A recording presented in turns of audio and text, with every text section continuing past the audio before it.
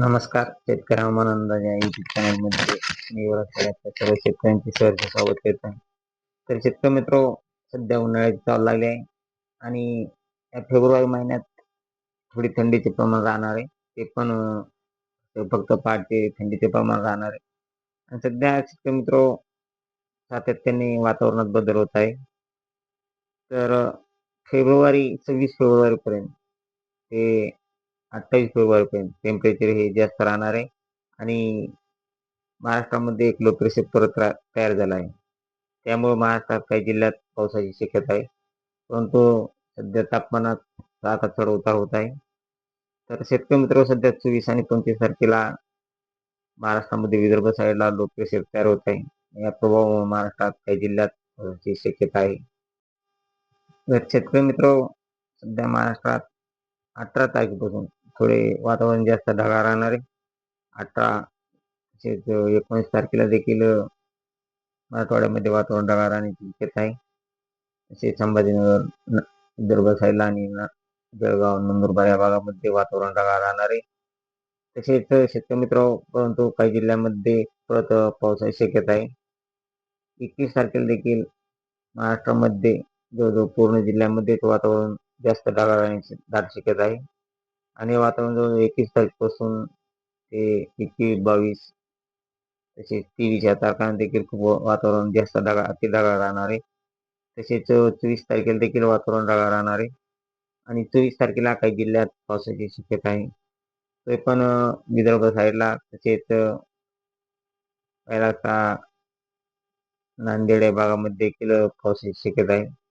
तसेच मित्र, 24 तारखेला चंद्रपूर तसेच नांदेडच्या काही भागामध्ये पावसाची शक्यता आहे 24 तारखेला. तसेच 25 तारखेला देखील वातावरण पूर्णतः विदर्भ साईडला जास्त ढगाळ राहणार आहे. तसेच बीड, लातूर, बार्शी, सोलापूर या भागामध्ये देखील वातावरण ढगाळ राहणार आहे. कारण याचा प्रभाव शेतकरी मित्र, लो प्रेशर जो 1006 हेलिकॉप्टर इतका दाब तयार झालेला आहे आणि त्यामुळं महाराष्ट्रात या लो प्रेशरचा प्रभाव ढगाळ वातावरण होण्यास जास्त कारणीभूत आहे.